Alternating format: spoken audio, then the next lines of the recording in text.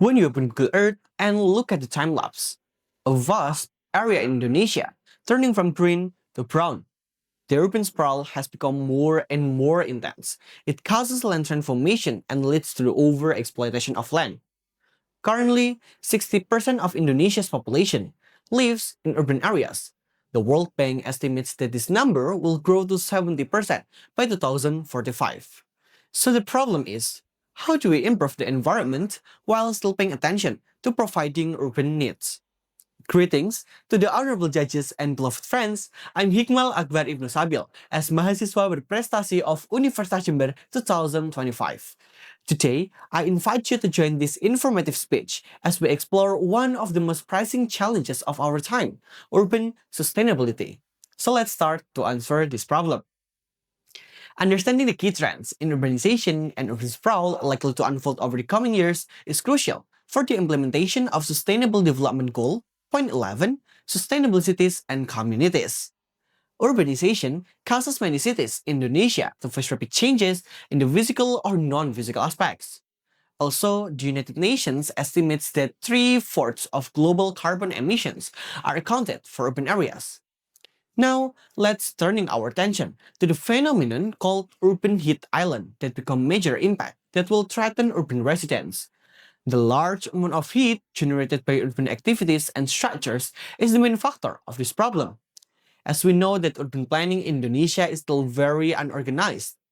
Therefore, to reduce urban heat islands, it is necessary to implement the design of future city development or improvement of existing cities in an environmentally friendly and resource efficient way. The most important thing to do is to greening the city. Although urban space is finite, there are many ways to provide vegetation in urban areas. Functionally, urban farming on rooftop gardens or vertically on building facades also includes as urban greening. This will have a good impact on the air temperature and humidity, besides give a good psychological effect for urban residents. Moreover, not just greening the city, it is also necessary to bluing the city. Important to provide wetlands and water catchment areas to make evaporation space. Water can reduce the accumulation of heat and contribute to improve thermal comfort. Furthermore, the application of efficient urban geometry can provide comfort for residents by considering the cardinal directions, including the proportion of green plot ratio and building surface fraction. Varying between building heights and volumes can maximize the air permeability and minimize its impact on wind capture and airflow reduction. Spatial planning using zoning codes can organize urban activities effectively, including land use, functional agglomeration, urban structure, and urban pattern. Integration of all aspects in the form of compact city planning and design will prevent the potential for urban areas to sprawl. Whereas, for large-scale activities, especially city industry, it is mandatory to use renewable energy generated from natural sources, including wind, water, tide, sunlight, and various forms of biomass. Last but not least, sustainable behavior of urban residents should be encouraged, like using electric vehicles or public transportation for long trips, also walking, cycling, and using electric scooters for short trips. And don't forget to choose the devices based on their energy consumption rating. Hence, governments and planners has an important role in making policies and decisions to take careful action on urban development, approaching the latter not only as technocratic or political decision, but as one that can affect our society's well-being and quality of life.